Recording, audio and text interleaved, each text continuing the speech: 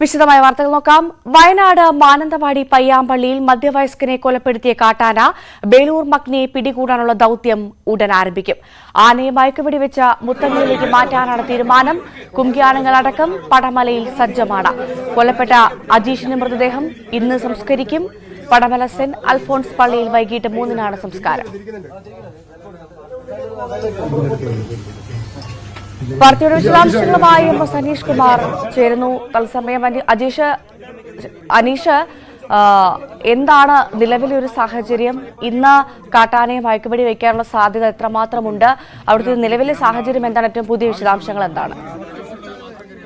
കാട്ടാനയെ മയക്കുവെടി വയ്ക്കുന്നതിനുള്ള തീരുമാനം ഇന്നലെ ഉച്ചതിരിഞ്ഞ് തന്നെ സർക്കാർ കൈക്കൊണ്ടതാണ്. പക്ഷേ അത് കൃത്യമായി പാലിക്കാൻ അധികൃതർക്ക് കഴിയുന്നില്ല. കാരണം ഈ ചാലിഗദ്ദ എന്ന സ്ഥലത്തിന് സമീപമുള്ള ഒരു കുന്നിലായിരുന്നു ആന ഉണ്ടായിരുന്നത്. ആന ഏതാണ്ട് ദൃശ്യപരിധിയിൽ ഉണ്ടായിരുന്നെങ്കിൽ പോലും വെടിവെക്കാൻ പറ്റിയ ഒരു സ്ഥലത്തായിരുന്നില്ല എന്നതാണ് ഈ വെടിവെപ്പ് തടസ്സമായി പറയുന്നത്. കാരണം ഒരു കുന്നിന്റെ മുകളിലാണ് ആന നിലയുറപ്പിച്ചിരുന്നത്. അവിടെ നിന്നും 4 വശത്തേക്കും ഏതാണ്ട് ജനവാസ കേന്ദ്രങ്ങൾ ഉള്ള ഒരു സാഹചര്യമുണ്ട്. അതുകൊണ്ട് കൃത്യമായി ഈ ആനയ്ക്ക് വെടിയേറ്റില്ലെങ്കിൽ പിന്നീട് അത് ഒരുപക്ഷെ ജനവാസ കേന്ദ്രങ്ങളിൽ ഇറങ്ങി വലിയ നാശം സൃഷ്ടിക്കാനുള്ള സാധ്യതയാണ് കണ്ടിരുന്നത്. അതുകൊണ്ട് കുങ്കിയാനകളെ അടക്കം തയ്യാറാക്കി ഈ മയക്കുവെടി വെക്കുന്നതിനുള്ള വിധത്തിലടക്കമുള്ള ടീം തയ്യാറായി നിന്നെങ്കിൽ പോലും അതിനുള്ള ഒരു ശ്രമം പൂർണ്ണമായും വിജയം കണ്ടില്ല. പിന്നീട് ആനയെ കാട്ടിലേക്ക് തുരത്തി വിടുന്ന അടക്കമുള്ള കാര്യങ്ങളെ കുറിച്ചും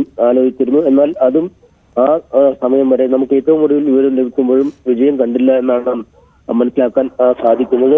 നാട്ടുകാർ ഇതിനിടയിൽ ഒരു പ്രതിഷേധവുമായി പോലീസിനും വനവകുപ്പിനുമെതിരെ രംഗത്തെത്തുകയും ചെയ്തു. കാരണം തുരത്തി ഓടിച്ച് കാട്ടിലേക്ക് അയച്ചാൽ വീണ്ടും അത് മടങ്ങി വരാൻ അല്ലെങ്കിൽ ജനവാസ കേന്ദ്രങ്ങളിലേക്ക് എത്താനുള്ള ഒരു സാധ്യത തള്ളിക്കളയാൻ കഴിയില്ല എന്ന് തന്നെയാണ് നാട്ടുകാർ പറഞ്ഞത്. അതുകൊണ്ട് പൂർണ്ണമായും മയക്കുവെടി വെച്ച് ഏതെങ്കിലും ആന സങ്കേതത്തിലേക്ക് ആനയെ കൊണ്ടുപോകുന്നതാണ് കരണീയം. ഇല്ലെങ്കിൽ വീണ്ടും ഈ ആളുകളെ കൊല്ലുന്ന ആന ജനവാസ കേന്ദ്രങ്ങളിലെത്തി നാശം വിതയ്ക്കും എന്നൊരു സംശയമാണ്, അല്ലെങ്കിൽ അങ്ങനെ ഒരു ആശങ്കയാണ് അവർക്കുള്ളത്. രാത്രിയിൽ ഈ ചാലിഗദ്ദ ഭാഗത്തെ കുന്നിൻ മുകളിൽ നിന്നും ജനവാസ കേന്ദ്രങ്ങളിലേക്കടക്കം അടുത്തേക്ക് ആന ഇറങ്ങിയതായി ഈ രാത്രി ആശങ്ക ആളുകൾക്കുണ്ടായിരുന്നു. തുടർന്ന് നാട്ടുകാർ വലിയ രീതിയിൽ സംഘടിക്കുകയും ചെയ്തിരുന്നു. എന്നാലും ഏറ്റവും ഒടുവിൽ വിവരം കിട്ടുമ്പോഴും ആനയെ മയക്കുവെടി വെച്ച് പിടികൂടുന്നതിനുള്ള ദൗത്യം രാവിലെ പുനരാരംഭിക്കാനാണ് വനംവകുപ്പ് തീരുമാനിച്ചിരിക്കുന്നതെന്നാണ് നമുക്ക് മനസ്സിലാക്കാൻ സാധിക്കുന്നത്. ഈ ചാലിഗദ്ദയ്ക്ക് അടുത്ത് തന്നെയാണ് കുറുവ ദ്വീപുള്ളത്. കുറുവ ദ്വീപിന്റെ അടുത്ത് കുങ്കിയാനകൾ ഇന്നലെ ഏതാണ്ട് ഉച്ചതിരിഞ്ഞ് മുതൽ നിലയുറപ്പിച്ചിട്ടുണ്ട്. മയക്കുവെടി വെച്ച ശേഷം മാത്രം ഇങ്ങോട്ട് വന്നാൽ മതി എന്നൊരു തീരുമാനത്തിലാണ് എത്തിയിരിക്കുന്നത്. നാട്ടുകാരെ സംബന്ധിച്ചിടത്തോളം വലിയ ആശങ്കയുടെ ഒരു മുൾമുനയിൽ തന്നെ കഴിയുന്ന ഒരു സാഹചര്യമാണ്. അജീഷിന്റെ മൃതദേഹം ഇന്നലെ മാനന്തവാടിയിൽ പോസ്റ്റ്മോർട്ടത്തിന് ശേഷം രാത്രി ഒരു 10 മണിയോടുകൂടി ഈ വീട്ടിലേക്ക് എത്തിച്ചു. ഏറെ വൈകാരികമായ ഒരു രംഗങ്ങൾക്കാണ് അവിടെ സാക്ഷ്യം വഹിച്ചത്. നാട്ടുകാരും വീട്ടുകാരും ഒക്കെ അദ്ദേഹത്തെ വീട്ടിലേക്കുള്ള എത്തിയ ശേഷം അന്തിമോപചാരം അർപ്പിക്കാൻ എത്തിയിരുന്നു. കാരണം സ്വന്തം വീട്ടിൽ വെച്ച് തന്നെയാണ് ഇത്തരം ഒരു ദൈന്യതയാർന്ന രംഗത്തിന് സാക്ഷ്യം വഹിക്കേണ്ട വന്നത്. അതുകൊണ്ട് തന്നെ വലിയ ഒരു ജനക്കൂട്ടം തന്നെ എത്തുകയും ചെയ്തിരുന്നു. ഇന്ന് അദ്ദേഹത്തിന്റെ വീട്ടിൽ തന്നെയാണ് മൃതദേഹം ഉള്ളത്. രാവിലെ മുതൽ ആളുകൾ അദ്ദേഹത്തിന് അന്തിമോപചാരം അർപ്പിക്കാനായി എത്തും എന്നാണ് നമുക്ക് മനസ്സിലാക്കാൻ കഴിയുന്നത്. ഇന്നലെ വലിയ പ്രതിഷേധമാണ് അദ്ദേഹത്തിന്റെ മൃതദേഹവുമായി സബ് കളക്ടറുടെ ഓഫീസിലും മാനന്തവാടി ടൗണിലും ഉണ്ടായത്. കളക്ടറെ അടക്കം തടഞ്ഞു വെച്ച് അല്ലെങ്കിൽ തീർച്ചയായും വലിയ പ്രതിഷേധം ഇരമ്പുന്നത് നമ്മൾ ഇന്നലെ കണ്ടതാണ്. അനീഷ, ഈ കാട്ടാന ഇപ്പോൾ എവിടെയാണുള്ളത്? ജനവാസ മേഖലയിലാണോ?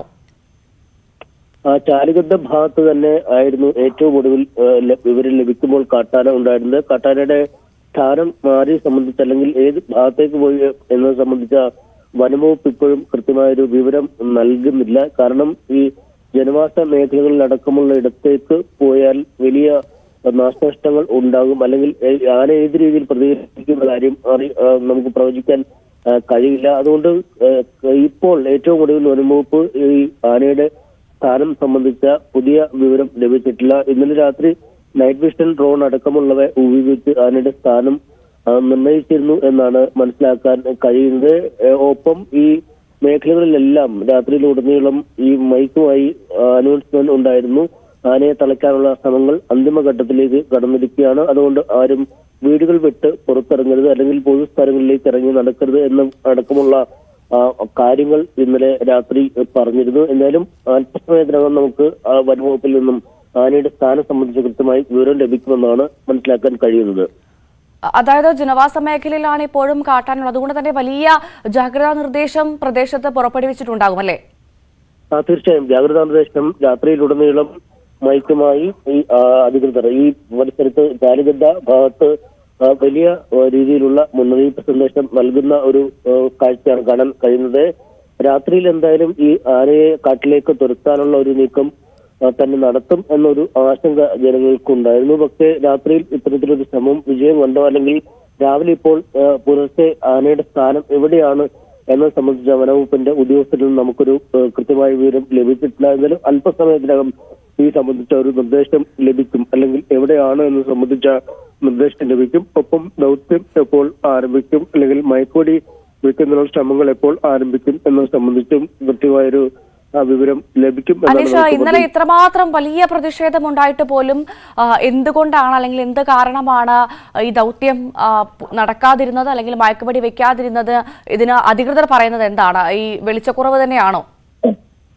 ഈ 2-3 കാരണങ്ങളുണ്ട്. ഒന്ന്, നേരത്തെ ഈ തണ്ണീർക്കൊമ്പനെയും മറ്റുമൊക്കെ, അല്ലെങ്കിൽ അരിക്കൊമ്പനെയും മറ്റുമൊക്കെ ഈ വെടിവെക്കാൻ സാധിച്ചത് അത് ഒരു ദൃശ്യ പരിധിയിൽ ഉണ്ടാവുകയും വെടിവെക്കുന്നതിനുള്ള സാഹചര്യങ്ങൾ അനുകൂലമാവുകയും ചെയ്തതാണ്. എന്നാൽ ചാലിഗദ്ദയിലെ ഒരു കുന്നിൻ മുകളിലാണ് ആന ഇന്നലെ പൂർണ്ണമായും ഏതാണ്ട് ഈ വൈകുന്നേരത്തോടുകൂടി നിലയുറപ്പിച്ചത്, ഉച്ചയെ തിരിഞ്ഞ് നിലയുറപ്പിച്ചത്. പക്ഷേ അത്തരം ഒരു കുന്നിൻ മുകളിൽ ഉള്ളപ്പോഴും വെടിവെക്കാൻ പറ്റുന്ന ഒരു തലത്തിലായിരുന്നില്ല ആനയുടെ സ്ഥാനം. കാരണം ഈ മയക്കുവെടി വെക്കാനുള്ള ശ്രമങ്ങൾ പരാജയപ്പെട്ടാൽ, അല്ലെങ്കിൽ ഇതുമായി ബന്ധപ്പെട്ട ആരവങ്ങളും തയ്യാറെടുപ്പുകളും ആനയുടെ ശ്രദ്ധയിൽപ്പെട്ടാൽ ആന കൂടുതൽ പ്രകോപിതനാകുന്നതിനുള്ള സാധ്യതകളാണ് ഈ വനവകുപ്പ് കണക്കിലെടുത്തത്. കാരണം ഈ കുന്നിൻ ചെരുവിൽ നിന്നും ഏത് വശത്തേക്ക് ഇറങ്ങിയാലും ജനവാസ മേഖലകളാണ് ഉള്ളത്. അതുകൊണ്ട് അത്തരം ജനവാസ മേഖലകളിലേക്ക് ആന കൂടുതൽ പ്രകോപിതനായി ഇറങ്ങിയാൽ അപകടം സംഭവിക്കാനുള്ള സാധ്യത, ഒരുപക്ഷെ ഈ ദൗത്യത്തിൽ ഉൾപ്പെടുന്ന ദൗത്യസേന അംഗങ്ങളുടെ പോലും ജീവന് അപകടകരമാകുന്ന രീതിയിലേക്ക്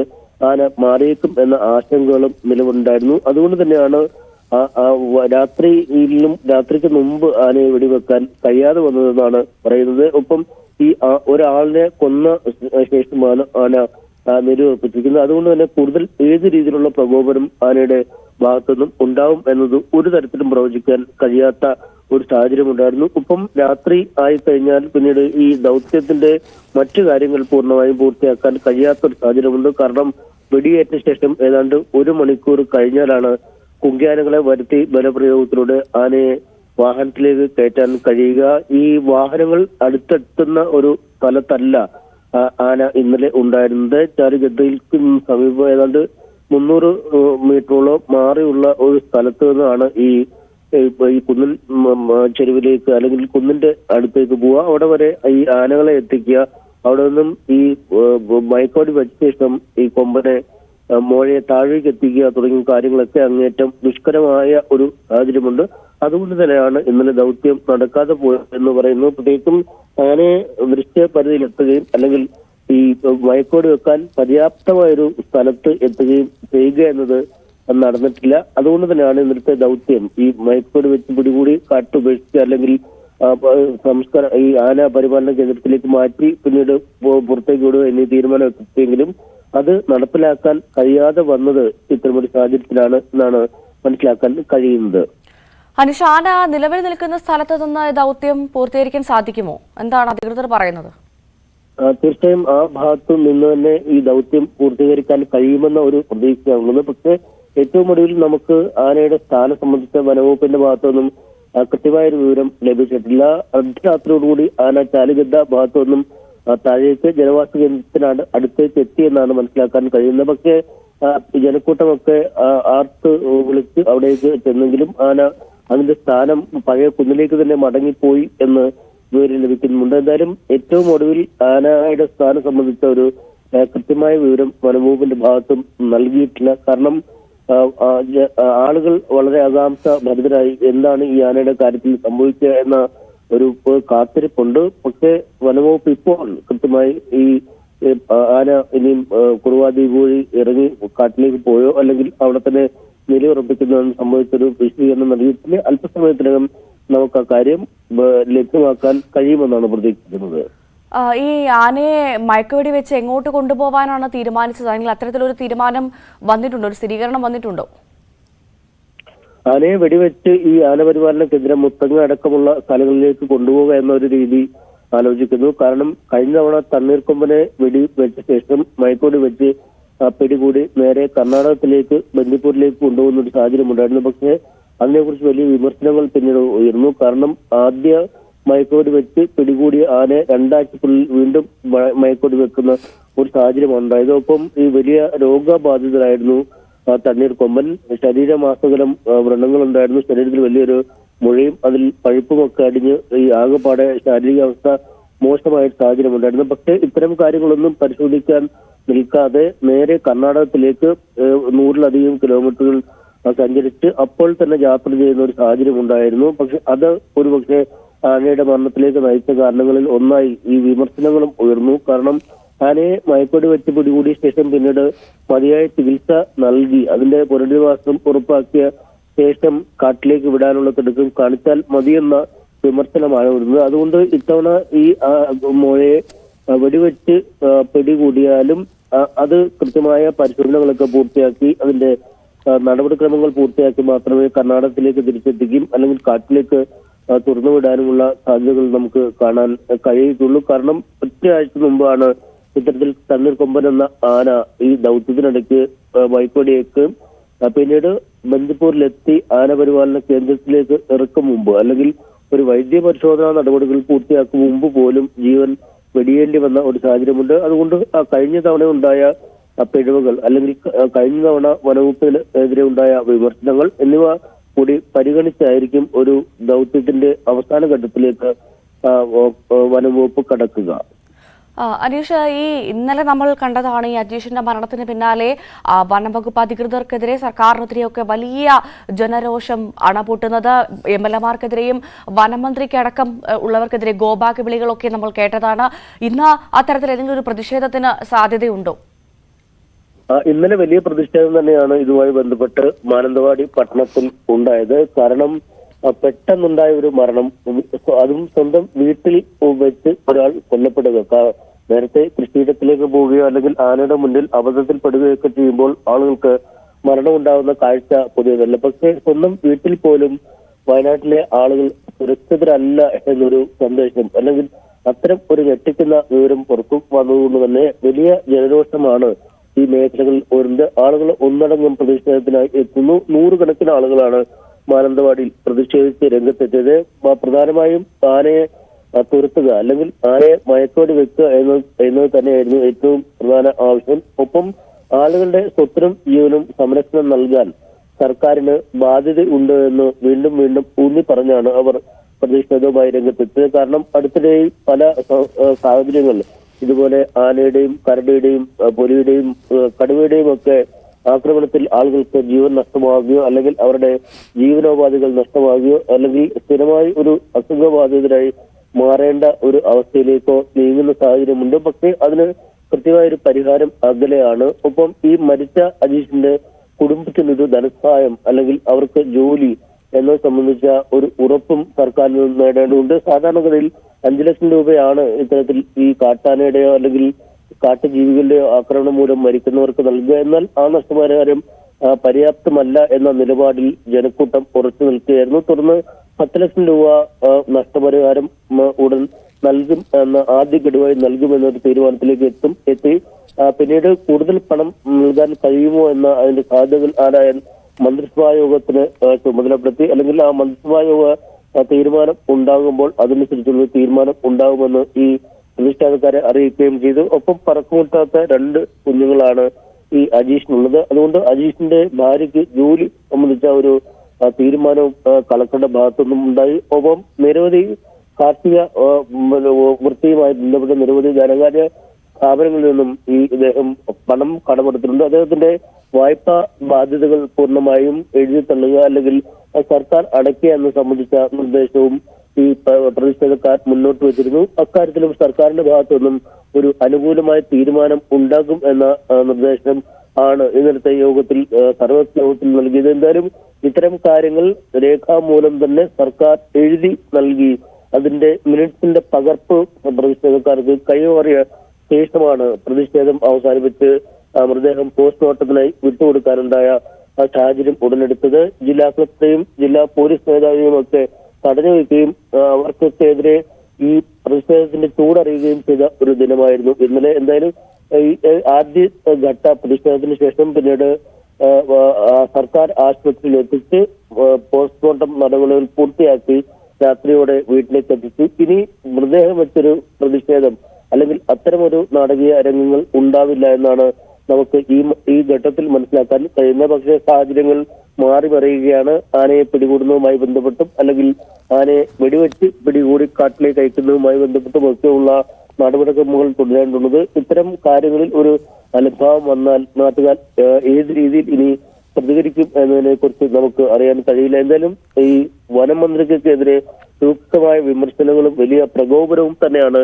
നാട്ടുകാരുടെ ഭാഗത്തുനിന്ന് ഉണ്ടാവുന്നത്. കാരണം ഇത്രയും ഒരു സംഭവം ഉണ്ടായിട്ടും ഈ ഉദ്യോഗസ്ഥർക്കപ്പുറം ഉള്ള ആളുകൾ എന്തുകൊണ്ട് വയനാട്ടിലേക്ക് എത്തുന്നില്ല എന്ന ചോദ്യം അവർ ഉയർത്തുന്നു. പക്ഷേ പറയാം, വനമന്ത്രിയൊക്കെ സ്ഥലത്തെത്തിയാൽ നാട്ടുകാരുടെ പ്രതിഷേധത്തിന്റെ ചൂടും ചൂരും ഒക്കെ വല്ലാതെ അനുഭവിക്കും എന്ന കാര്യം ഉറപ്പാണ്. ഏത് രീതിയിൽ തീർച്ചയായും വയനാട്ടുകാരെ സംബന്ധിച്ച് ഇന്നലെ ഒരു ദിവസം കൊണ്ടുണ്ടായ ഒരു പ്രതിഷേധമല്ല നമ്മൾ കണ്ടത്. ദിവസങ്ങളായ ഒരു ഇടവേളയില്ലാതെ അവർ അനുഭവിക്കുന്ന ദുരിതത്തിന്റെ ഭയത്തിന്റെ ഒരു രോഷം അണപ്പൊട്ടലായിരുന്നു നമ്മൾ ഇന്നലെ കണ്ടത്. കാരണം ഒരു ഇടവേള പോലും ഇല്ലാതെയുള്ള ആക്രമണമാണ് വന്യമൃഗങ്ങളുടെ ഭാഗത്തുനിന്ന് വയനാട്ടുകാർ നേരിട്ടുകൊണ്ടിരിക്കുന്നത്. അതിന്റെ ഒരു സാഹചര്യം തന്നെയായിരുന്നു. അനീഷ, ഇനി അറിയാനുള്ളത് എത്ര വേഗത്തിൽ ഈ ഒരു ദൗത്യം അത് ആരംഭിക്കുമെന്നാണ്? ഉടൻ ഉണ്ടാകുമോ?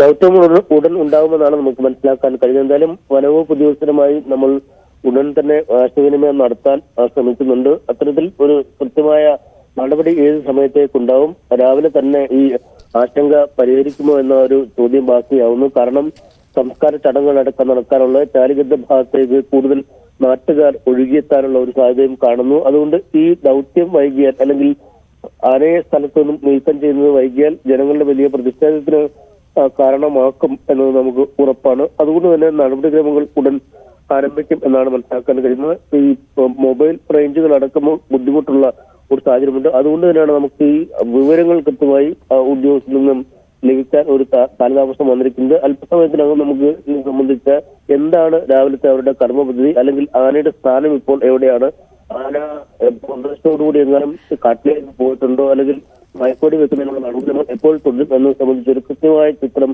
നമുക്ക് അല്പസമയത്തിനകം ലഭ്യമാക്കാൻ സാധിക്കും. ശരി, അനീഷാണ് വയനാട്ടിൽ നിന്നും വിശദാംശങ്ങൾ പങ്കുവച്ചത്. നമുക്ക് മറ്റു വാർത്തകളിലേക്ക് പോകേണ്ടതുണ്ട്. ലോക്സഭാ തെരഞ്ഞെടുപ്പിലെ സ്ഥാനാർത്ഥി നിർണയ ചർച്ചകൾക്ക് തുടക്കമിട്ട് CPM സംസ്ഥാന സമിതി യോഗം ഇന്ന് ആരംഭിക്കും. ത്രികോണ പോരാട്ടം നടക്കാൻ സാധ്യതയുള്ള മണ്ഡലങ്ങളിൽ നേരത്തെ മത്സരത്തിനൊരുങ്ങുകയാണ് ലക്ഷ്യം. ആലപ്പുഴ മണ്ഡലത്തിൽ സിറ്റിംഗ് MP ആരിഫ് തന്നെയാകും CPMനായി ജനവിധി തേടുക. ബാക്കി എല്ലാ മണ്ഡലങ്ങളിലും പാർട്ടിക്ക് സ്ഥാനാർത്ഥികളെ കണ്ടെത്തണം. CPI സംസ്ഥാന കൌൺസിൽ യോഗം തുടരുന്നു. ലോക്സഭാ തെരഞ്ഞെടുപ്പിലെ സ്ഥാനാർത്ഥി നിർണയം അടക്കമുള്ള വിഷയങ്ങളാണ് ചർച്ച ചെയ്യുന്നത്. 4 സീറ്റുകളിലാണ് പാർട്ടി മത്സരിക്കുക. KPCC അധ്യക്ഷൻ K സുധാകരനും പ്രതിപക്ഷ നേതാവ് VD സതീശനും നയിക്കുന്ന സമരാഗ്നിയുടെ കണ്ണൂർ ജില്ലയിലെ പര്യടനം ഇന്ന് അവസാനിക്കും. രാവിലെ ജനകീയ ചർച്ച സദസ്സോടുകൂടിയാണ് ഇന്നത്തെ പരിപാടികൾ തുടങ്ങുക. പയ്യാമ്പലത്ത് രാവിലെ 9:30 ചർച്ചയുടെ സദസ്സ്. ഉച്ചയ്ക്ക് 12 മണിക്ക് ഇരുവരും മാധ്യമങ്ങളെ കാണും. ഉച്ചയ്ക്ക് ശേഷം കോഴിക്കോട് ജില്ലയിൽ പ്രവേശിക്കുന്ന യാത്രയുടെ ആദ്യ പൊതുസമ്മേളനം വടകരയിലാണ് നടക്കുക. വൈകിട്ട് 5:30 കോഴിക്കോട് കടപ്പുറത്തും പൊതുസമ്മേളനം നടക്കും. തിരികെ വാർത്തയിലേക്ക് വരുമ്പോൾ കുന്നംകുളം ചീരംകുളം പൂരത്തിനിടെ സംഘർഷം. കുന്നംകുളം ചീരംകുളം ഭഗവതി ക്ഷേത്രത്തിലെ താലപ്പൊലി മഹോത്സവത്തോടനുബന്ധിച്ച് നടന്ന വേല മഹോത്സവത്തിനിടെയാണ് സംഘർഷമുണ്ടായത്. അമ്പലത്തിന് സമീപം വൈകിട്ടോടെ പൂരം കൊട്ടിക്കയറുന്നതിനിടെയാണ് 2 വിഭാഗങ്ങൾ തമ്മിൽ ഏറ്റുമുട്ടിയത്. തുടർന്ന് സംഭവ സ്ഥലത്തുണ്ടായിരുന്ന പോലീസ് സംഘം ലാത്തി വീശി. ഇതോടുകൂടി സംഘർഷം ശാന്തമാവുകയായിരുന്നു. സംഘർഷത്തിൽ ആർക്കും കാര്യമായ പരിക്കില്ല. SFIO അന്വേഷണത്തിനെതിരെ വീണ വിജയന്റെ കമ്പനി എക്സാലോജിക് സമർപ്പിച്ച ഹർജി കർണാടക ഹൈക്കോടതി നാളെ പരിഗണിക്കും. ജസ്റ്റിസ് നാഗ പ്രസന്നയുടെ ബെഞ്ചാണ് ഹർജി പരിഗണിക്കുക. രാവിലെ 10:30 ഹർജി പരിഗണിക്കുന്നത്. കഴിഞ്ഞ ദിവസമാണ് എക്സാലോജിക് കർണാടക ഹൈക്കോടതിയെ സമീപിച്ചത്. കാസർകോട് എയിംസ് സ്ഥാപിക്കണമെന്ന ആവശ്യം ശക്തമാകുന്നു. ജില്ലാ രൂപീകൃതമായി 39 വർഷം പിന്നിടുമ്പോഴും ആരോഗ്യമേഖലയോട് കാണിക്കുന്ന അവഗണനയിൽ പ്രക്ഷോഭം ശക്തമാക്കാനൊരുങ്ങുകയാണ് എയിംസ് ജനകീയ കൂട്ടായ്മ. കാസർകോട്ടെ ആരോഗ്യമേഖലയോട് സർക്കാരിന്റെ കടുത്ത അവഗണന തുടരുന്നതിനിടെയാണ് എയിംസ് കാസർഗോഡ് സ്ഥാപിക്കണമെന്നാവശ്യപ്പെട്ട് പ്രക്ഷോഭം ശക്തമാക്കാൻ ജനകീയ കൂട്ടായ്മ ഒരുങ്ങുന്നത്. ജില്ല രൂപീകൃതമായിട്ട് 39 വർഷം പിന്നിടുമ്പോഴും ആരോഗ്യമേഖല നേരിടുന്നത് കടുത്ത വെല്ലുവിളിയാണ്. ഗുരുതരാവസ്ഥയിലായ രോഗികൾക്ക് ഏക ആശ്രയം മംഗളൂരുവിലെ ആശുപത്രികളാണ്. ഗതാഗത തടസ്സമില്ലെങ്കിൽ പോലും ജില്ലയുടെ മലയോര മേഖലകളിൽ നിന്ന് മംഗളൂരുവിലെത്താൻ 2 മണിക്കൂറിലധികം വേണ്ടിവരും. ഇതുമൂലം ഗുരുതരാവസ്ഥയിലായ രോഗികൾക്ക് മികച്ച ചികിത്സ കിട്ടാതെ മരിക്കുന്ന സാഹചര്യമാണ്. കണ്ണൂർ മെഡിക്കൽ കോളേജിലേക്ക് എത്താനും സമാന സാഹചര്യമാണ്. 2 പതിറ്റാണ്ടിലധികം കാസർകോട്ടെ 12,000-ഓളം ഏക്കർ ഭൂമിയിൽ എൻഡോസൾഫാൻ വിഷം ആകാശമാർഗം തളിച്ചതിന്റെ ഫലമായി സമാനതകളില്ലാത്ത ആരോഗ്യ പ്രശ്നങ്ങളാണ് ഇവിടുത്തെ ജനത അനുഭവിച്ചുകൊണ്ടിരിക്കുന്നത്. ഈ സാഹചര്യത്തിലാണ് കേന്ദ്ര സർക്കാർ കേരളത്തിന് അനുവദിക്കുന്ന എയിംസ് പ്രപ്പോസലിൽ ജില്ലയുടെ പേരും ഉൾപ്പെടുത്തണമെന്ന ആവശ്യം ശക്തമാകുന്നത്. എയിംസ് എന്നുള്ളത് നമ്മുടെ കാസർഗോഡ് ജില്ലയ്ക്ക് വളരെ അത്യാവശ്യമായ ഒരു ആശുപത്രി ശൃംഖലയാണ്. കാരണം പഠനവും അതുപോലെ തന്നെ ഗവേഷണവും ഒരുമിച്ച് കൊണ്ടുപോകാൻ പറ്റുന്ന രീതിയിൽ നമുക്ക് എയിംസ് കിട്ടുവാണെങ്കിൽ നമ്മുടെ ഇത്തരം കുട്ടികളുടെ തുടക്കത്തിൽ തന്നെ ഇവരുടെ അസുഖം എന്താണെന്നും പ്രോപ്പറായിട്ട് ഐഡൻറ്റിഫൈ ചെയ്യുകയും അതിന് കൃത്യമായ ട്രീറ്റ്മെൻറ്റ് കൊടുക്കാനും സാധിക്കും.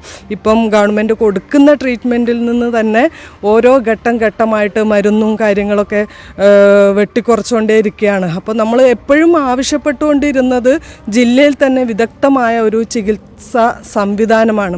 വിഷയം ചൂണ്ടിക്കാട്ടി നിരവധി തവണ സർക്കാരിന് മുന്നിൽ നിവേദനങ്ങളും പരാതികളും നൽകിയെങ്കിലും ഫലമുണ്ടായില്ലെന്ന് ആക്ഷൻ കമ്മിറ്റി പറയുന്നു. നിലവിൽ കോഴിക്കോട്, കോട്ടയം, എറണാകുളം, തിരുവനന്തപുരം ജില്ലകളാണ് എയിംസ് പ്രപ്പോസലിൽ പരിഗണനയിലുള്ളത്. എൻഡോസൾഫാൻ മൂലമുണ്ടാകുന്ന രോഗങ്ങളെ തിരിച്ചറിഞ്ഞ് ജില്ലയിൽ തന്നെ ആവശ്യമായ മികച്ച ചികിത്സ നൽകാനും പഠനവും ഗവേഷണവും നടത്താവുന്ന തരത്തിൽ ആരോഗ്യ സംവിധാനങ്ങൾ മെച്ചപ്പെടുത്താനും സാഹചര്യമൊരുക്കണമെന്ന ആവശ്യമാണ് ഉയരുന്നത്. ന്യൂസ് 18 കാസർഗോഡ്. കൊല്ലം ചിത്രയിൽ നെൽപ്പാടങ്ങളും തണ്ണീർത്തടങ്ങളും മണ്ണിട്ട് നീക്കുന്നതിനായി പരാതി. ചിതറ ഗ്രാമപഞ്ചായത്തിലെ കൊണ്ടോട്ടി വാർഡിലാണ് 15 ഏക്കറോളം വരുന്ന പാടശേഖരം മണ്ണിട്ട് നികത്തുന്നത്. ഗ്രാമപഞ്ചായത്തിന്റെ ഒത്താശയോടെ ക്വാറി മാഫിയയ്ക്ക് വേണ്ടി നെൽപ്പാടം മണ്ണിട്ട് നികത്തുന്നതായാണ് നാട്ടുകാരുടെ ആരോപണം. ചിതറയിൽ പ്രവർത്തിക്കുന്ന കരിങ്കൽ ക്വാറിയിലേക്കുള്ള വഴി നിർമ്മിക്കുന്നതിന്റെ ഭാഗമായിട്ടാണ് നികത്തൽ നടക്കുന്നത്. തണ്ണീർത്തടവും നെൽവയലും മണ്ണിട്ട് നികത്തി വഴി നിർമ്മിക്കുന്നതിനെതിരെയാണ് പ്രതിഷേധം ഉയർന്നിരിക്കുന്നത്. കരിങ്കൽ ക്വാറിയിലേക്ക് വലിയ വാഹനങ്ങൾ കയറ്റുന്നതിനായാണ് ഇപ്പോൾ നിലം നികത്തുന്നതെന്ന് നാട്ടുകാർ ആരോപിക്കുന്നു. നാട്ടുകാർക്ക് വേണ്ടിയെന്ന് പറഞ്ഞുകൊണ്ടാണ് ഇവർ ഈ വയൽ നടത്തുന്നത്. റോഡ് വികസനമെന്നും പറഞ്ഞുകൊണ്ട് അവിടെയൊക്കെ ഇടിച്ച് അതുപോലെ തന്നെ ഈ വയലുകൾ ഫുള്ള് നികത്തുകയും ചെയ്തത് കഴിഞ്ഞ വർഷം വരെ കൃഷി ചെയ്തുകൊണ്ടിരുന്ന സ്ഥലമാണ്. അതാണ് ഇവർ നികത്തിയിട്ടിപ്പം തോട് ഉൾപ്പെടെ നികത്തിയത്. ഡേറ്റാ ബാങ്കിൽ ഉൾപ്പെട്ട പ്രദേശമാണെന്നും തണ്ണീർത്തട പദ്ധതി പ്രകാരം കൃഷിക്കായി മാത്രം മാറ്റിവെച്ച ഭൂമിയാണ് നിയമവിരുദ്ധമായി നികത്തുന്നതെന്നും നാട്ടുകാർ പരാതിപ്പെടുന്നു. ക്വാറി മാഫിയ 2 മാസം മുൻപ് റോഡിനോട് ചേർന്ന് കിടന്ന 10 സെന്റ് നെൽവയൽ ചിതറ ഗ്രാമപഞ്ചായത്തിന് എഴുതി നൽകിയിരുന്നു. ഇതിന്റെ മറവിലാണ് സൈഡ് വാളിൽ നിന്ന് ഉത്ഭവിച്ച വാമനപുരം ആറിലേക്ക് പോകുന്ന തോടിന്റെ ഒരു ഭാഗം ഉൾപ്പെടെ ക്വാറി മാഫിയ മണ്ണിട്ട് നികത്തിയിരിക്കുന്നതെന്നും ആരോപണമുണ്ട്. തണ്ണീർത്തടം മണ്ണിട്ട് നികത്തുന്നത്, വയൽ മണ്ണിട്ട് നികത്തുന്നതിനെയാണ് നമ്മൾ പ്രതിഷേധം ഇവിടെ സംഘടിപ്പിച്ചിരിക്കുന്നത്. അതായത് ഈ റോഡ് ജനങ്ങൾക്ക് ആവശ്യമായിട്ട് നടന്നു പോകാനുള്ള റോഡും മറ്റു കാര്യങ്ങളും എല്ലാം ഇതിലുണ്ട്. അപ്പോൾ ഈ മണ്ണിട്ട് വയൽ നികത്തുന്നതിൻ്റെ മെയിൻ ലക്ഷ്യം എന്ന് പറഞ്ഞാൽ സമീപത്ത് ഒരു ക്രഷറും ക്വാറിയും പ്രവർത്തിക്കുന്നുണ്ട്. ആ ക്വാറിയിലത്തേക്ക് വലിയ ടോറസ് പോലുള്ള വാഹനങ്ങൾ കടത്തിക്കൊണ്ട് പോകാൻ വേണ്ടിയുള്ള ശ്രമത്തിൻ്റെ ഭാഗമാണ് ചെയ്യുന്നത്.